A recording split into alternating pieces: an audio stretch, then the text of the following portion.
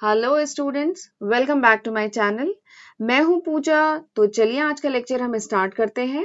This is the 9th lecture on the topic share capital. ये जो share capital हमारा topic चल रहा है उस पे आज मेरा ये 9th लेक्चर है। बट बिफोर प्रोसीडिंग फर्दर मैं एक डाउट क्लियर करना चाहती हूँ। मेरे पास बहुत सारे स्टूडेंट्स का मैसेज आया कि मैम हम बीकॉम या बीबीए के स्टूडेंट्स हैं या एमबीए के स्टूडेंट्स हैं तो हमारे लिए भी वीडियो बनाइए। क्यों आप क्लास 12th के लिए केवल वीडियो बना रही हैं?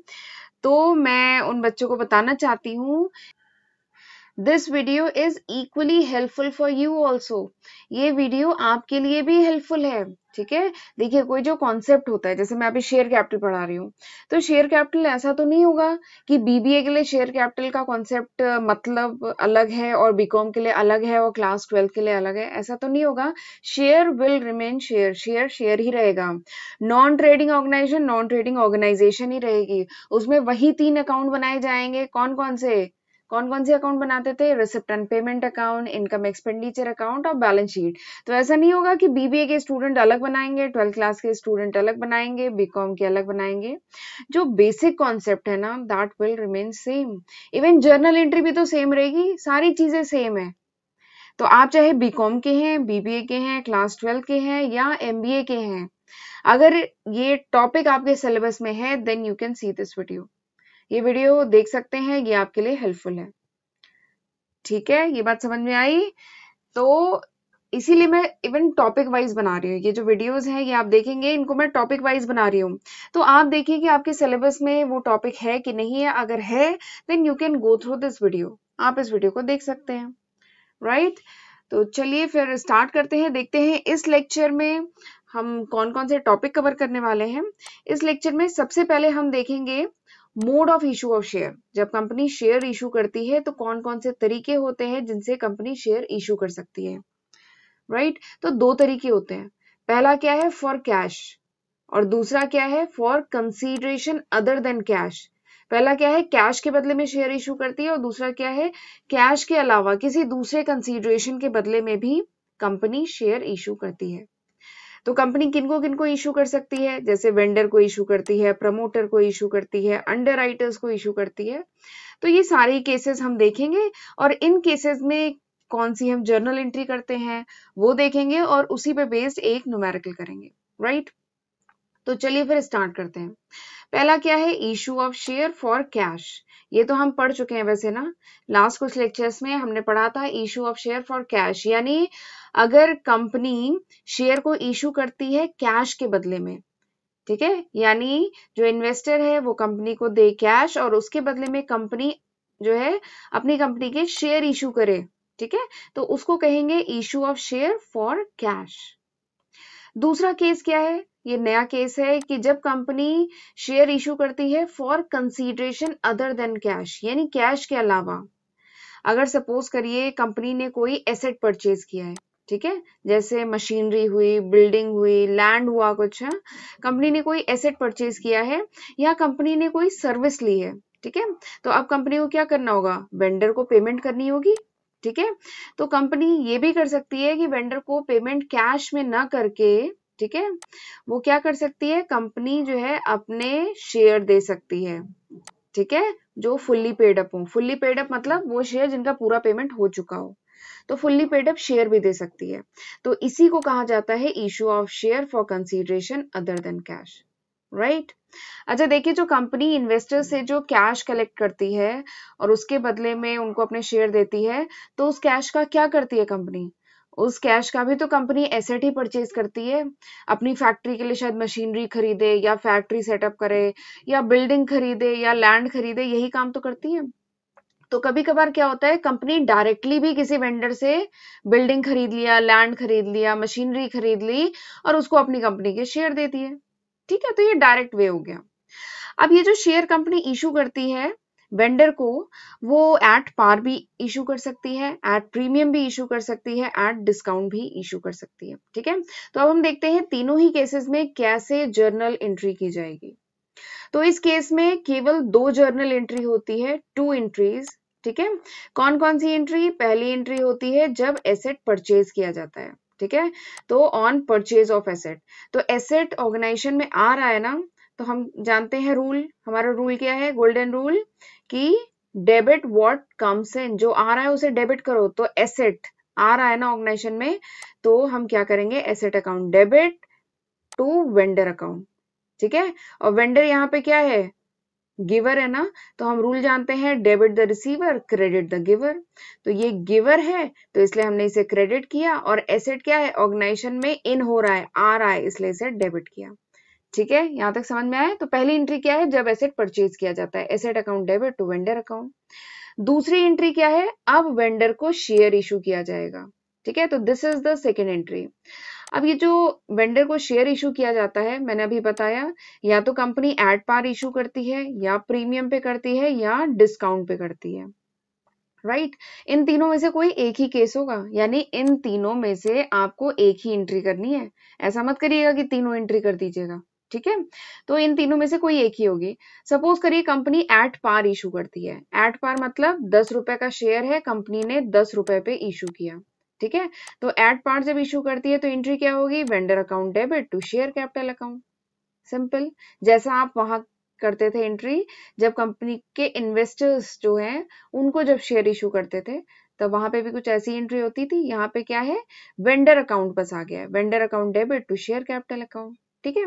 अगला केस क्या है, प्रीमियम का, यानी 10 रुपए के शेयर को कंपनी ने अगर 13 रुपए पे इशू कर दिया, ठीक है, 3 रुपए ऊपर इशू किया, देन उस केस में क्या है, कंपनी को ये जो एक्स्ट्रा 3 रुपए कंपनी ने प्रीमियम का अमाउंट चार्ज किया है, ये कंपनी का क्या है, इनकम है ना, ठीक है। तो हम जानते हैं इनकम को हम क्या करते हैं, हम इनकम को क्रेडिट करते हैं। तो सिंपली क्या है, इस वाली एंट्री में, ये जो पहली एंट्री की है, इसमें केवल एक ट्रांजैक्शन ऐड कर देंगे। वो क्या एंट्री ऐड कर देंगे, टू सिक्योरिटी प्रीमियम अकाउंट, और किसमें, क्रेडिट में। क्यों, क्योंकि it is a gain for the company, company के लिए गेन है ना। तो एंट्री क्या हो जाएगी, vendor account debit to share capital account to security premium account, right.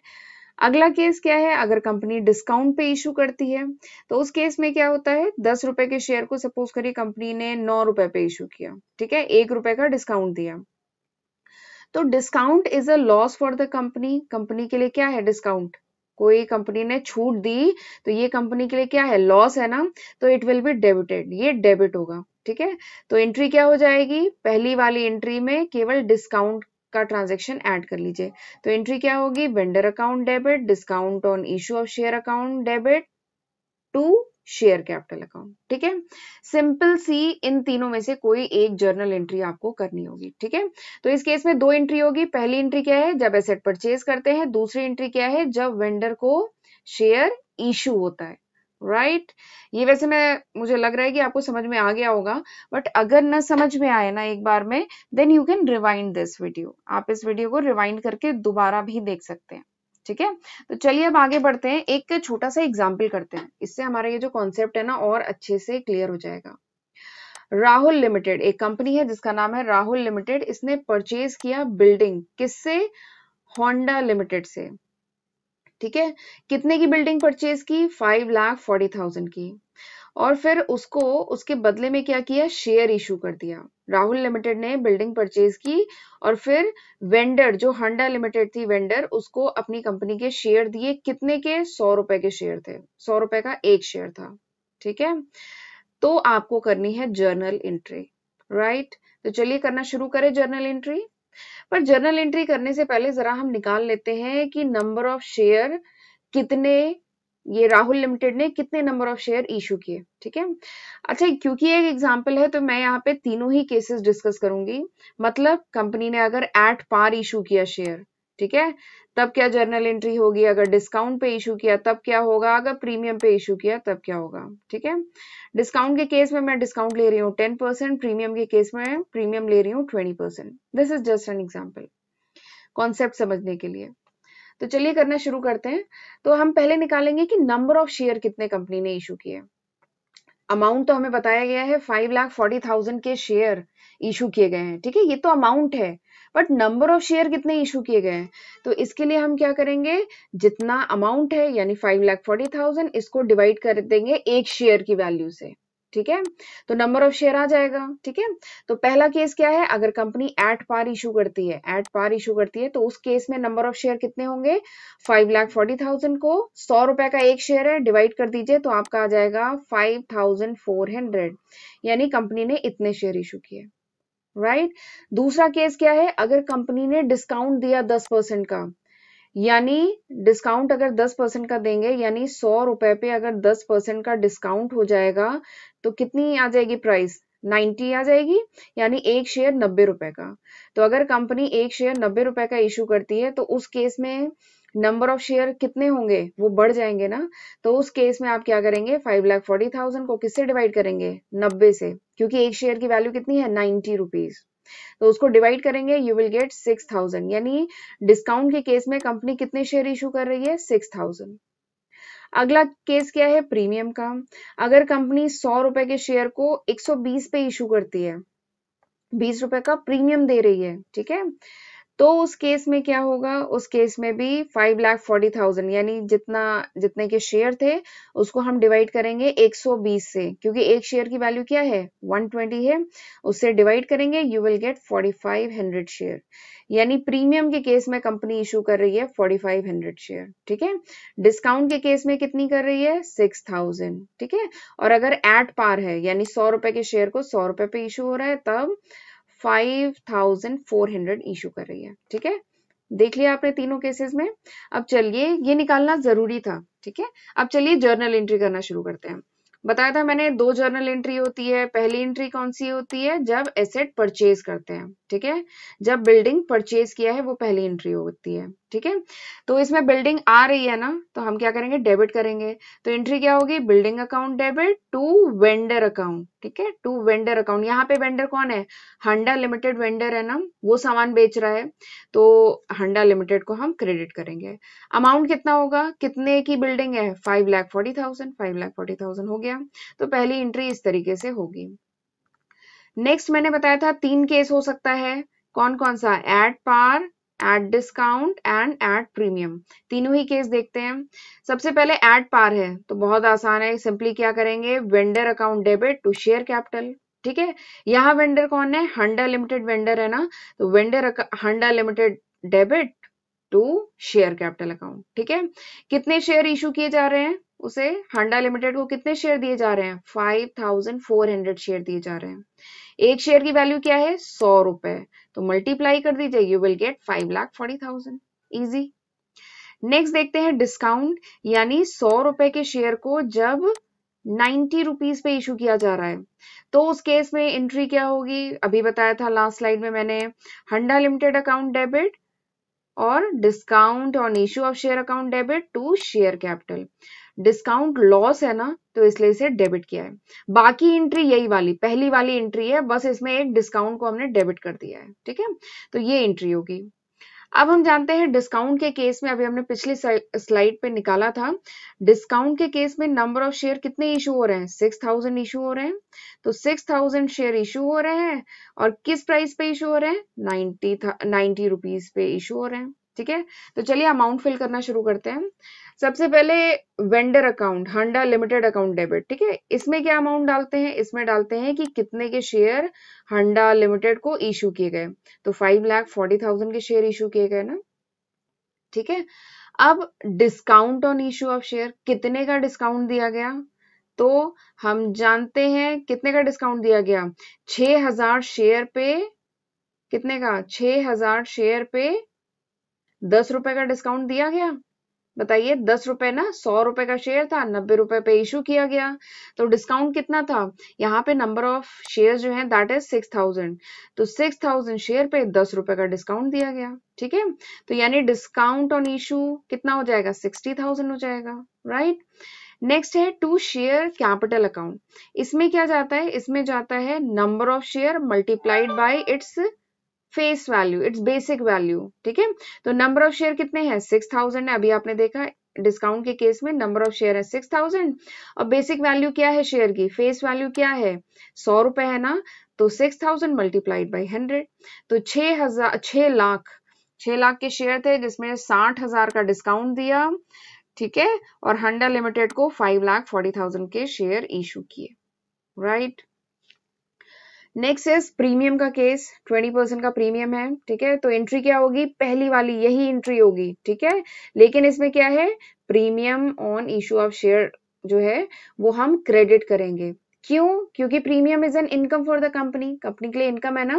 तो एंट्री क्या हो जाएगी, Handa limited account debit to share capital account to security premium account, right.